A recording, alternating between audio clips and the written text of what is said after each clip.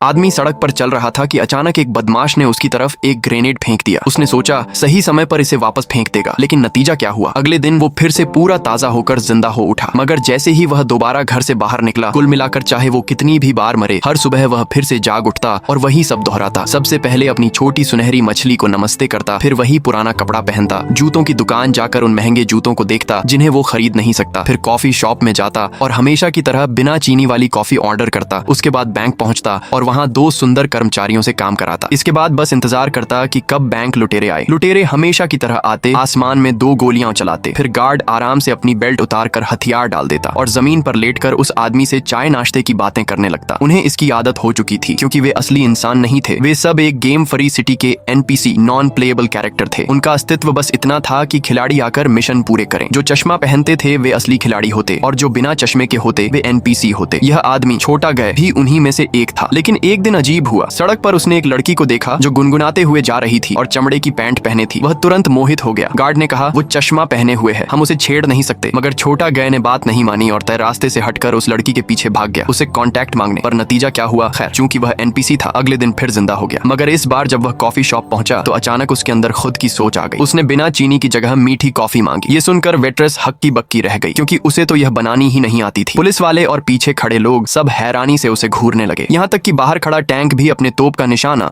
उसी पर साध बैठा। फिर सब सामान्य हो गया। वह बैंक पहुंचा और लुटेरे भी हमेशा की तरह ड्यूटी पर पहुंच गए। वह लेट गया, मगर इस बार सिर उठाकर देखा तो वही लड़की फिर नजर आई। गार्ड ने भांप लिया और कहा वो चश्मा पहने हैं, तुम्हारा और उसका कभी कुछ नहीं हो सकता।